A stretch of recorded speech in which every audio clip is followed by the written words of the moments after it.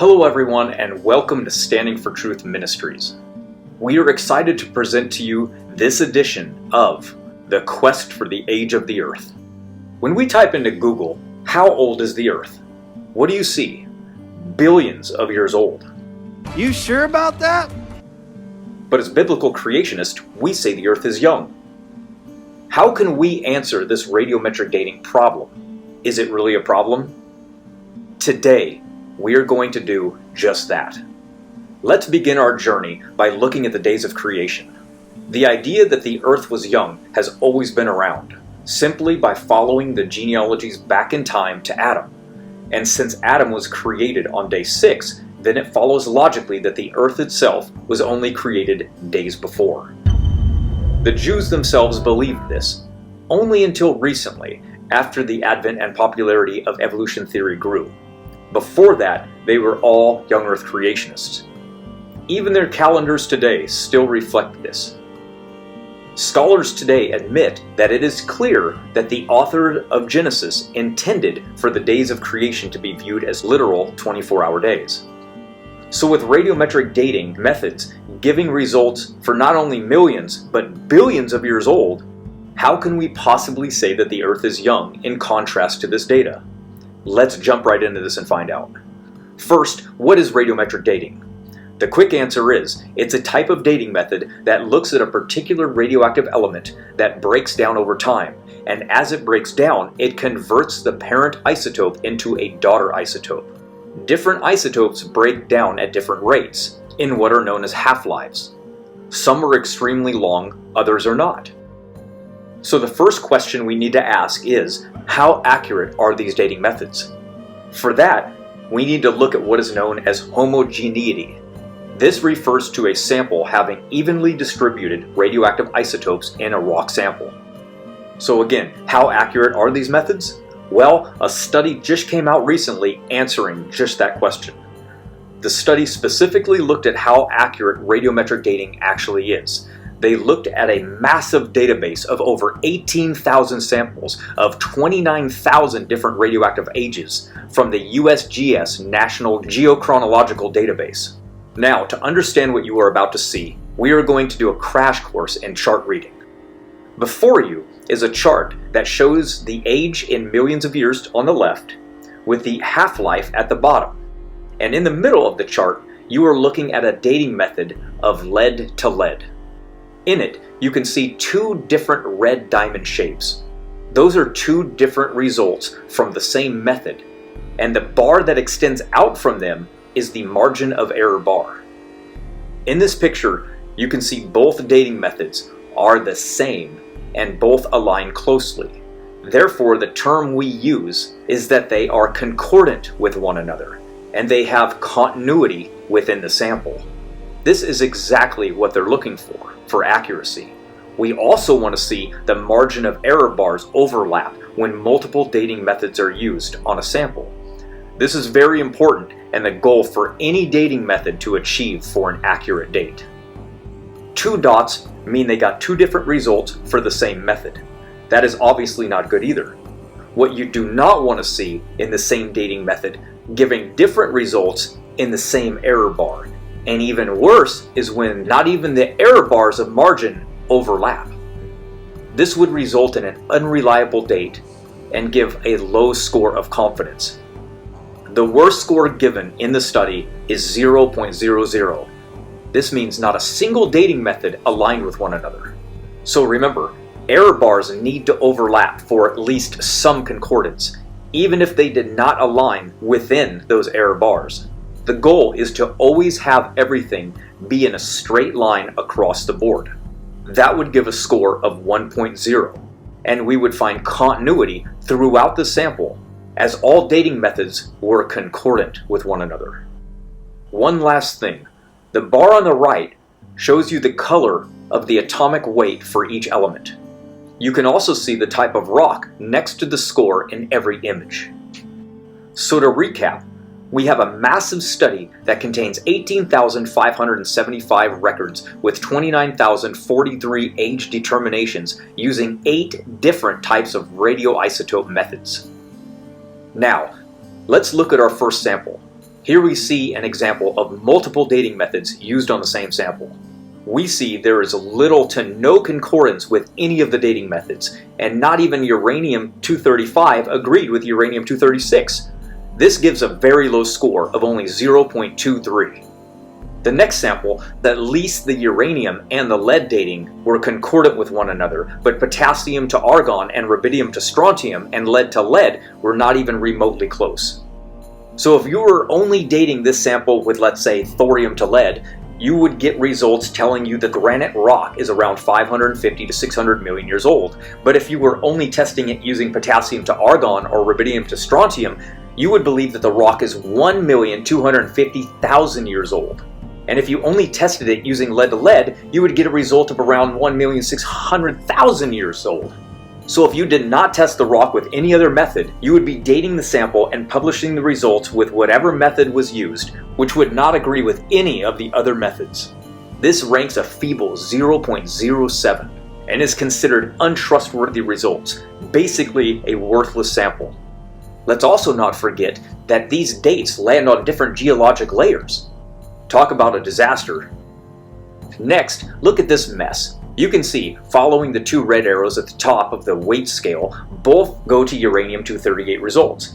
Yet they are both giving dates on the opposite end of the spectrum. Not only are they extremely discordant, but they do not even remotely reach even close to the margin of error bars. So what date are they going to use? Which one are they going to publish? Again, another disaster. And we see little concordance when we look at this sample. Now look at this disaster. Imagine you pull this out of the testing machine and you notice that the entire sample has radioactive isotope distribution throughout the entire thing with zero continuity, and one of the dates literally gives you a negative reading for the age of the Earth. How do you even try to explain that? This scored a 0.08. Now that we just looked at bad scores, let's look at a good one. Here you can see that the dating method margin of errors overlapped. This is good because it shows a concordance and ranks this sample at 0.92. However, notice that even with this high score, you still can give results off by hundreds of millions of years. How is that an effective dating method? It's not. So even though they scored extremely high, this is another fail, even though they would say this has some continuity with strong concordant results. I mean, look at this. Lead to lead dates over 11 million years, but rubidium to strontium date only 300 million. So what geological age are you going to place this sample in? It makes no sense. This is another disaster, giving a score of 0.00. We also see a common theme here, weight distribution throughout the rock sample. That brings us to the next question. What about isochron dating? The results revealed that each radioisotope method yielded concordant ages internally, meaning between the whole rock and the mineral ages, but significant discordance between ages from different dating methods. That's what we've been looking at the charts. The examples were found in all four categories of isochron discordance described by Austin in 2000. 1. 2 or more discordant whole rock isochron ages. 2. A whole rock isochron age older than the associated mineral isochron ages. 3. 2 or more discordant mineral isochrons from the same rock. And 4. A whole rock isochron age younger than the associated mineral isochron ages. So without beating a dead horse, we find 3 major things to take away from the study. The results of radiometric dating, including isochron, are only 53% accurate when testing the database for concordance and continuity. This is so bad, it is on the same level of accuracy as tossing a coin. And even from the same radioactive isotope dating methods can give results off by hundreds of millions of years. So even high-scoring concordant results that do have continuity in them can still be off by massive amounts of time and give a huge error for margin, which means that even the good results are far from accurate. Imagine you go to a fair and someone says they can guess your age for a prize. You say, okay, go ahead. They say, alright, you're anywhere between 0 and 54. You would just roll your eyes and throw your hands up in the air, because that range is so broad that it explains nothing. This is exactly what we see with these results. Even the highest scores of continuity show massive ranges in dates, and the reoccurring pattern of radioactive isotope distribution by weight was not expected by evolutionists at all. And actually, this was first discovered and published by the RATE team, who documented that they found the exact same pattern in the rocks listed here. And this study found a similar pattern reported by the RATE team, with the heavier isotopes tending to yield older ages. This discontinuity is actually answered by our model easily when we look at what is known as closure time. So closure time refers to when lava cools and solidifies. The radioactive elements inside it stop moving around, so they are locked in place, and we can later measure their decay to help date the rock. So if lava solidifies faster than its closure time, it can lead to a situation where the radioactive elements don't get trapped properly. Essentially, cooling too quickly could freeze the isotopic system in a way that doesn't allow the isotopes to reach equilibrium. Different minerals have different closure rates. So we, as young Earth creationists, would expect a lot of discontinuity because after the flood, the solidification and closure time of rocks would vary, but would still be much more rapid than evolution would ever account for in their model. Thus, radioactive isotope distribution would be trapped in very different gradients within the rock, causing discordant results like we see. This is why we typically see rocks yielding ages from the oldest to the youngest based on their atomic weight of different radioactive elements. Something that for us young Earth creationists helps explain the geologic column ages, and easily for the first time ever. So again, for us young Earth creationists, the closure time of many rocks would be much faster than assumed via evolution, because we are moving from a rapid plate tectonic hot environment with rapid lava production at the Mid-Atlantic Ridge to a cold Ice Age environment right after the flood. So not only does our model best explain why this discontinuity found within the majority of rocks exist, but our model also better explains why 90% of all radioactive elements are on Earth's crust, and why the distribution of these radioactive elements, like uranium and thorium, are mostly found in Australia, with about 33% of the world's resources of uranium and 20% of the world's thorium. Their uneven distribution worldwide is best explained through Noah's flood. Not only that, but it is our model that predicted rapid runaway plate subduction during Noah's flood, and not only exactly what layers would be discovered to have evidence of this rapid plate movement, which was just recently confirmed, but also that we would find evidence of this rapid plate subduction in the form of cold slabs near Earth's core, which was also confirmed. We also predicted that mudstone, shale, and limestone were deposited rapidly by moving water during the flood, and the recent empirical evidence demonstrates that laminated clays must be deposited in energetic settings just like moving water. Laboratory experiments show us that water flowing between 10 and 20 inches per second created ripples, and laminated carbonate mud layers are identical to those observed in carbonate rocks today. Why are there so few fossil meteor impact craters when we look in the entire geologic column? The fossil record is basically void of them. They find a maximum of 200 total, but yet the Earth was supposedly formed from meteor bombardment over eons of time. Why are there so few? It's so easy to explain from our perspective in our model. We found all of these pieces of evidence confirming biblical creationist predictions. So if biblical creation isn't true, why are we getting so many predictions correct? So to wrap up this section, this study found some wild things. Some samples resulted in dates older than the Earth itself, while others even gave negative ages for the Earth. The majority of dating methods all date different from one another. These were called systematic discordances, and they were all over the place. And finally, there should not be any order to the dating results given from different radioactive isotopes within a sample, yet there is. This study discovered, even when comparing the same dating method, let's say argon to argon as an example, the results did have much more continuity between them, giving a good isochron dating result. However, the moment any other dating method was introduced, the results get more and more discordant with less and less continuity. Meaning, the more dating methods tested together on a sample, the worse the results became. Just look at this chart, showing only 3 different dating methods tested for isochron accuracy and continuity, we see random noise, little continuity, with the majority of the results only scoring around 0.45 to 0.50 and below. Most results fell on the lower end, when in reality, the results should show the majority of the results on the far right side, scoring 1.0 and descending less and less as discordant dates vanish altogether. Instead, we see the exact opposite. They literally discovered, doing this study, that the more dating methods used on a sample, the more the results disagreed with one another and the less accurate they became. So imagine if they used all the different dating methods on a single sample, the results would be even worse and less than 50%. Think about that. Let's not forget the fact that basically every time they date something of known age using radiometric dating, their results came back off by an order of magnitude. As you can see here, everything from potassium to argon dating, argon to argon, rubidium to strontium, all failed to obtain results anywhere near the known date of rock formation. So if they can't get rocks of known ages correct, what makes anyone think they can get rocks of unknown ages correct?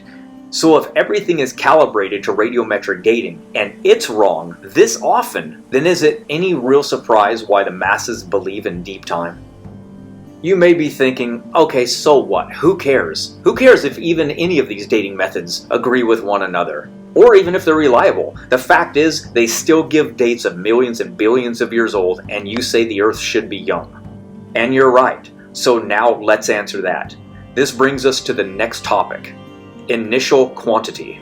And this takes us to the discovery of iron formation, where we read on Montclair State University's website, in the research journal of Adaminko and colleagues, published by Ludwik Kowalski, we read, the first is that these experiments were followed by short-term but unbelievably powerful emissions, X-rays, gamma rays, light rays, etc. The second is the formation of new elements, both the entire spectrum of Mendeleev's periodic table and such super heavy elements that nobody had ever suspected their existence. These are transuranium and rare isotopes. There is an example. The most distributed isotope of iron is iron 56. Its proportions of the total weight of iron amounts to approximately 92%. And there is a rare isotope called iron 57. There is even a small amount of it, at almost 2.2%. Do you notice that? Do you notice anything? The experiment formed the exact ratio of both iron elements that we find in nature today, both iron 56 at 91.75% and iron 57 at 2.2% and iron 54 at 5.85%. So this was the first time we actually witnessed actual elements being formed in a lab, and they formed exactly how they exist today. The scientist went on to work for the Proton 21 laboratories in Ukraine, bringing his knowledge with him and experience. The facility is now closed because of the war, but during operations they were using cold fusion to produce elements of all type, through a process called Z-pinch, which is a high electrical discharge of plasma shot through a tube and used to strike a pure piece of copper. Once hit, the results of the discharge were super heavy elements that rapidly decayed into all of the elements that we have on Earth today in the same proportions that they are in, including the radioactive ones, but with one amazing new piece of evidence. When they form the entire decay chain with higher proportions of daughter elements than ever even remotely considered or thought possible. This is pivotal information to know, since evolution assumes that the decay process, let's say from uranium to lead, which is a slow process over time, down the entire decay chain, must have taken place. So you see, when scientists looked in a zircon crystal, they noticed lead.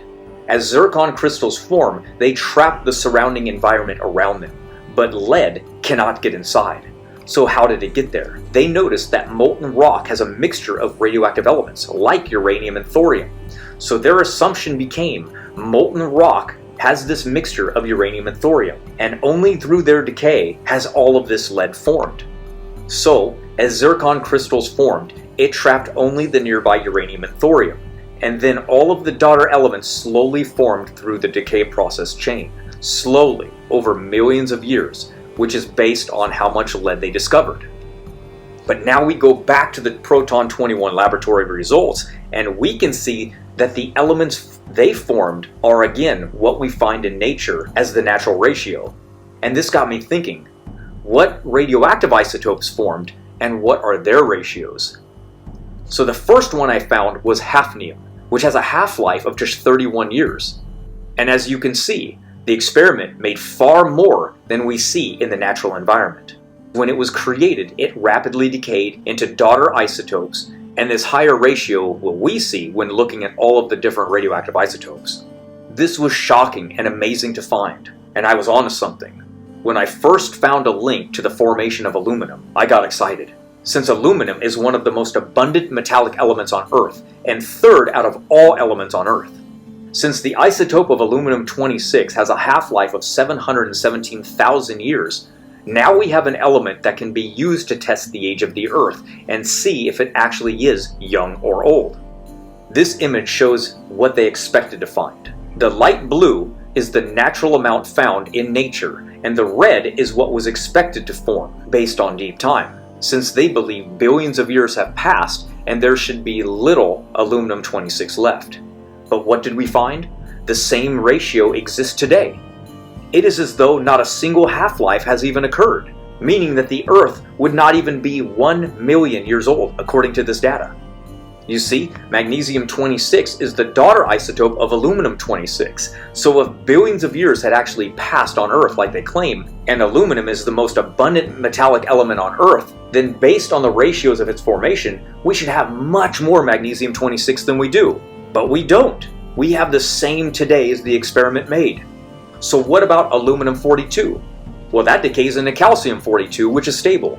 What do we see again from the Proton 21 lab results? You guessed it. So if this ratio was tested for age, the amount of calcium-42 that formed would have dated 104,400 years old. Yet, it formed in the day the experiment data was collected.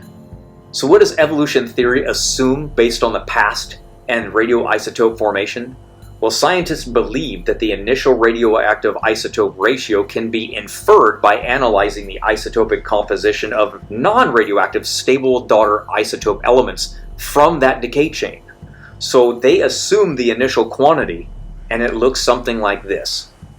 But what did we find instead? You guessed it, the exact opposite. Massive amounts of daughter elements in the decay chain formed. The entire decay chain formed with all daughter isotopes forming at once in much higher ratios than the parent isotopes. These daughter isotopes all began rapidly decaying into lead after being trapped within the crystal. So much daughter element formed that if tested, it would have dated millions and even billions of years old, even though it had just formed days earlier. This also explains why so much helium is still on zircon crystals, even though very little should be inside them. You cannot have 4.6 billion years of decay occurring and still expect to find much, if any, helium left inside of these zircon crystals, yet we do. These results are repeated so much by the lab that they actively sold technetium-99, lutetium-177, and iodine-131 to use them for medical imaging devices. So clearly this was not some fake laboratory making outrageous claims. This is what some of the critics have said. But let's just say that it was fake for sake of argument. Okay, now you're going to have to claim that two places on the opposite sides of the world obtained the same results using different technology. That's right, Argon technology has also created elements inside their chamber as well. These images show you all of the different elements that they created. But as usual, I am interested in either the radioactive isotopes or the daughter element of the radioactive decay chain. Either one is going to be amazing evidence for young Earth creation. And guess what? I found just that. Out of the 11 most abundant inorganic elements found in the interstellar medium, 9 were also found in the sapphire reactor chamber after an experiment. They were not there before the experiment. And then we have carbon with barium, titanium, zinc, chromium, nickel, and iron. Once it was obvious this was occurring, further analysis revealed that sapphire was actually producing 17 elements. unearthed so far. And lanthanum and cerium. You know, all things you wouldn't expect to see. Two of those were lanthanum and cerium, So then how far out are we? both of which are rare earth elements. Well, let's just map this up. Now cerium is at the bottom of a massive decay chain, and it's stable, just like lead-206 and 208 are. So if you found it, you would assume it was there from the decay process, and therefore it must be old. You would be wrong in this assumption. So again, if we were to find this element today, we would assume that it came from the decay process based on it being a stable daughter byproduct element formed through the decay process chain, and we would all be wrong. Since that initial starting assumption is wrong, then we obviously cannot use this idea for the basis of radiometric dating. No assumptions are required anymore regarding the initial quantity. We can literally watch them form, even stable daughter isotopes that were only thought to have come from the decay chain process. Another amazing fact is when we looked at these early zircon crystals, as they were trapping the initial environment around them, we noticed two things that confirm biblical creation. Scientists first noticed that there was no change in magnetism in the zircon crystals, which means that there was no plate tectonic movement. Young Earth creationists made a prediction from the Bible that the Earth was a single landmass and that it broke apart during the flood, and it was young Earth creationist Antonio Snyder Pellegrini, all the way back in the 1850s, who was the first to make this scientific prediction and draw the Earth as it was once connected and then broke apart. And lastly, these crystals also showed that the Earth was not a hellish world environment like they told us, but rather, as they put it, an Eden from the very beginning. This evidence now removes the concept of abiogenesis working from both the Miller-Urey experiment conditions, which require zero oxygen, and also the other idea that life arose near thermal vents. Because without plate tectonic subduction, you don't get thermal vents in the first place. So both high oxygen levels and no plate tectonic movement destroys the two prominent views of how life began. So, young Earth creation has amazing predictive power and can answer both radiometric dating and the heat problem associated with catastrophic plate tectonics model at the same time. So far, we have just looked at two starting assumptions, and both have been entirely wrong. This rapid formation of the entire chain of radioactive isotopes, which are disproportionately higher in daughter isotopes, actually solves the lead paradox, because it means that God could have created the lead through this process, rapidly forming through the decay process, and we do not have a paradox like evolution does. You see, they found far too much radiogenic lead than there should be. Since this can only come from decay in their theory, they are forced to invoke that maybe there was a reservoir of unradiogenic lead in Earth's core. But by invoking this rescue device, then it pushes the age of the Earth back to at least 100 million years after the formation of the solar system itself. Clearly a problem. So we observed the daughter isotopes within a decay chain all form at the same time that anyone would have naturally assumed took millions and billions of years to have occurred. Yet, they were formed on the day they were discovered in these experiments. So it is not bad science that got the conclusion that the Earth was billions of years old. It was just their starting assumptions that led to the conclusions. Take away the assumptions, and the entire thing falls apart. So the next logical question anybody should ask is, why do these elements form as we see them today, and not as they would have been hundreds of millions or even billions of years ago if deep time was true? Clearly, if they had formed in ratios that mimic what we would have expected them to look like billions of years ago, then it would have been a pretty clear-cut and dry argument against young Earth creation. However, with the results actually confirming biblical creation by forming in the ratios that we see them today, now it's a problem for evolution.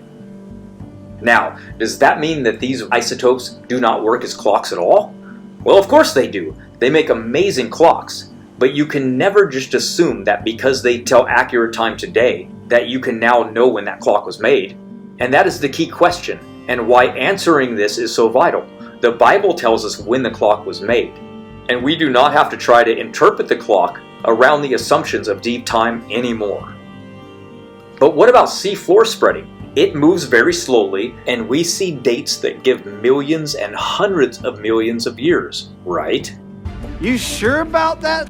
Well, we could go right to the peer-reviewed literature itself and see that radiogenic Argon-40 is a direct function of both hydrostatic pressure and the rate of cooling, meaning that as lava comes out of the top of a volcano at the mid-Atlantic ridge, it flows down the side, and as it goes deeper, the more pressure there is and the colder it gets from the water, both of which affect the results by adding tremendous amounts of time.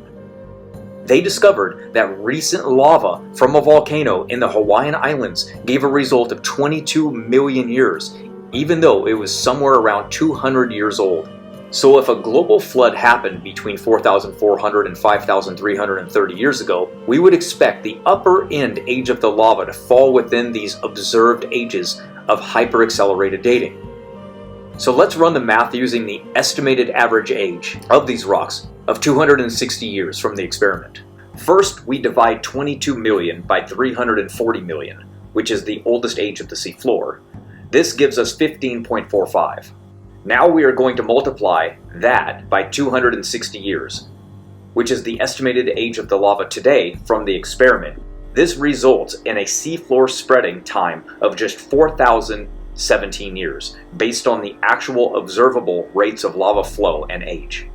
We can explain all this on the biblical timeline easily. What cannot explain these dates is evolution, and how well the observed data always matches up perfectly with young Earth creation. The statistical probability of this is beyond coincidence.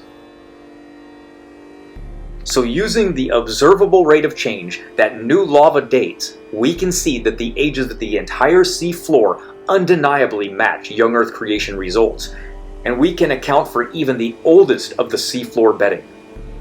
Everywhere we look, we find evidence for young Earth creation in radiometric dating. Only when we look through the lens of deep time do they see what they want to see. Clearly, we cannot trust any date that comes from underwater lava flows, but what about above the ground? That's a great question, because we actually can trust at least some of these dates on land. But what methods and how far back? That is the real question. Well, we have only ever gotten accurate dates from things of known ages using carbon-14 and argon-to-argon dating methods. But we should expect these two dating methods to actually work, but only up until the flood. Take argon dating, for example. Dr. Russell Humphrey discovered that argon has a diffusion rate of only around 5,100 years, meaning we can only measure things accurately going back till the flood. After that, it doesn't even work anymore. We find the same thing with carbon-14 dating, which is our next topic. We have seen dates from carbon-14 that give results in an upward bound of 12,000 to even 50,000 years. But are these dates actually accurate? This very question was asked by an international collaborative team of scientists that wanted to know this very question.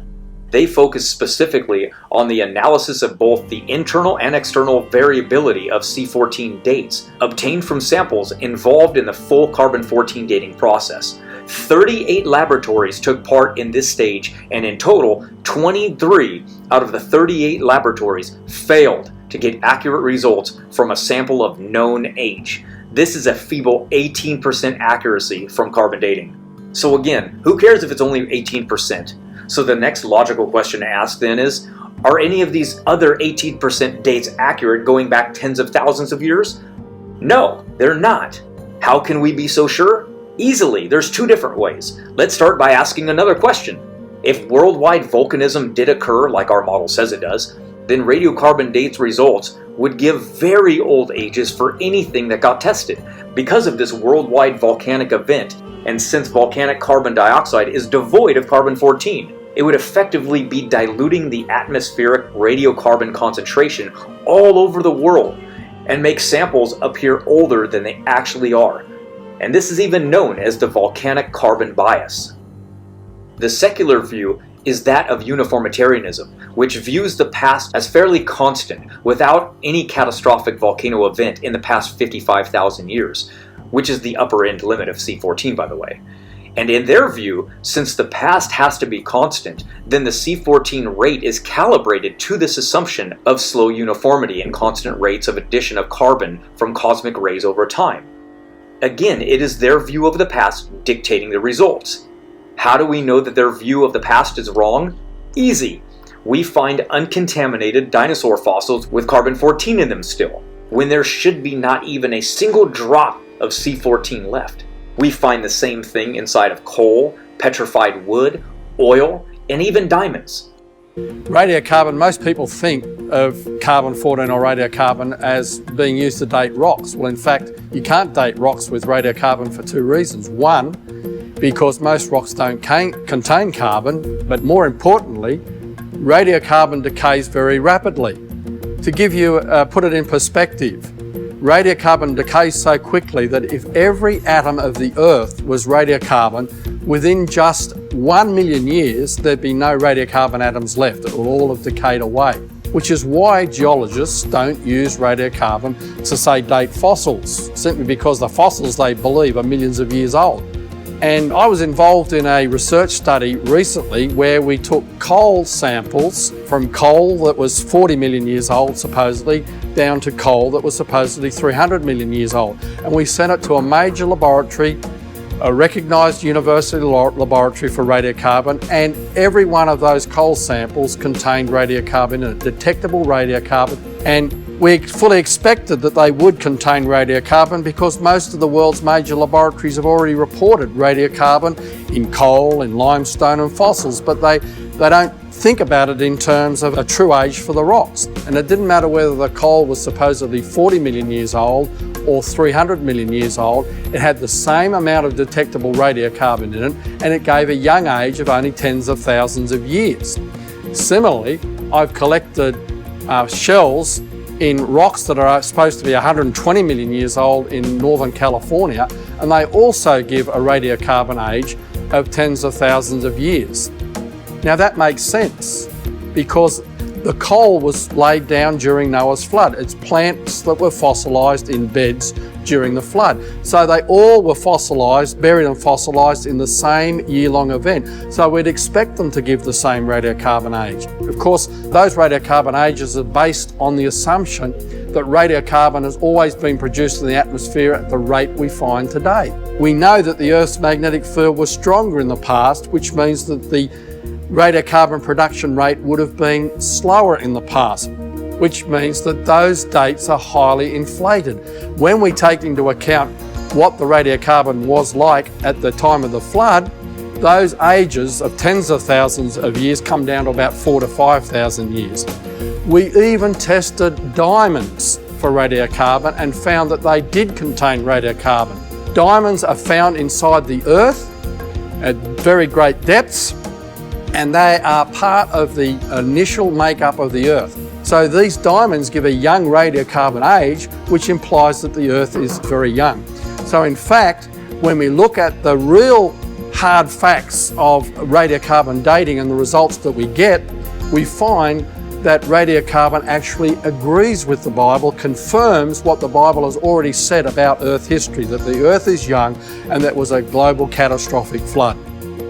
So evolutionists, rather than directly deal with the consequences of this data, the secular community and critics do what they always do, and either ignore it or just claim that it is contamination and move on, ignoring the proverbial elephant in the room.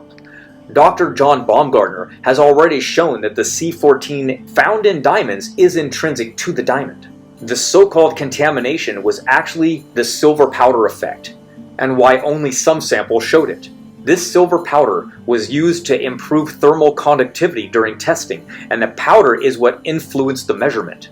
So to clarify, the silver powder affected the ion current measurement, leading to higher C14 readings in those specific samples, making it appear as though they were contaminated. That is why only the specific samples treated with silver powder showed the correlation between lower ion current and higher C14 levels. Clearly, if all of the C14 in samples were there from contamination, then they would have all shown the same signs of contamination the same. Instead, only those that were treated with silver powder showed this. So it is clear that there is no contamination, and the critics are literally just grasping at straws because this means that there is intrinsic carbon-14 in diamonds, which falsifies deep time. They have already admitted their biases in the past. It is up to you to see through the lies and think for yourself and do your own research, and you will easily see through the lies of evolution. They are everywhere. And are you noticing a theme? All of these things that the secular evolutionary community present as evidence for being old, actually, all of them also show evidence of their youth. Now think about this. If Noah's flood was true, wouldn't we find a vast majority of all oil in a single geological rock layer, or at least between two of them, that had formed during the global flood event? Well, yeah, and that is exactly what we do find, with over 70% of all oil in the Mesozoic rock layers alone, and 10% in its connecting layer, the Paleozoic. Only 20% of all other oil is found in a different rock layer. All of this fits so perfectly with our model. So in conclusion, we have C14, argon, and helium in things that supposedly are millions and even billions of years old, which should not be there. The diffusion rates of both argon and helium have upper limit bounds of just thousands of years, and C14 should not be in anything older than 55,000 years max. We have radio halos that shouldn't exist according to conventional wisdom. And with the discovery that shows that basically 50% of all radiometric dating methods do not agree with one another in the same sample, it's even worse for evolution. And then you top that with the observable data showing elements forming just days earlier that can date millions and even billions of years old, even though they had just formed in the lab. And also that massively disproportionate amounts of daughter isotopes also form, which rapidly decay into their stable decay chain element. Without the slow process of deep time requirement, then we can easily put radiometric dating to bed and answer this as young Earth creationists. The majority of dating methods all validate young Earth creation. And now, finally, the last piece of the puzzle for young Earth creation, which was radiometric dating, has been solved through observational, testable, repeatable studies from independent laboratories, and we do not need accelerated nuclear decay. To me, it's sad when people have to try to force-fit ever-changing pagan naturalism into the Bible because they think there is no alternative. I realize that not everyone knows or even likes science that much, but just to hand-wave it all away and agree with evolutionism because you don't understand it is not a good reason. The Bible contradicts the secular timeline in many ways, so why even bother trying to force-fit the data to try and work in the first place? It's not going to. Do you really think that young Earth creation is what's keeping the secular atheist community from converting? If so, you have deceived yourself. Just think about it. If it really was only young Earth creation keeping them from believing, then why aren't they converting to theistic evolution version of Christianity, which Christians admit is totally compatible anyway? They're not converting because it has nothing to do with young Earth creation or evolution. It's a heart problem, not a head problem. So compromising scripture to align with this pagan theory of evolution nonsense, all for people who hate you anyway, all to try to what, not look silly, shows you have little faith in scripture and rather worry more about man's view and opinion of you instead. Remember, the Bible tells us to be ready at a moment's notice to give answer for why we believe. Believe what? Scripture, of course. So if you cannot answer, that's fine, but at least direct them to somebody who can or does have the answers. Some of you are new Christians, so it's not expected of you to know everything. Just know that the answers are out there. And we here at Standing for Truth Ministries are fighting against the lies of evolution for everyone, including you. So I hope that you enjoy this movie on the quest for the age of the Earth. If you have not seen our other quest series, I recommend you do. If you want to learn more about this topic and others, be sure to subscribe to our YouTube channel and check out our website where you can find anything you are looking for on biblical ancestry and much more. Until next time.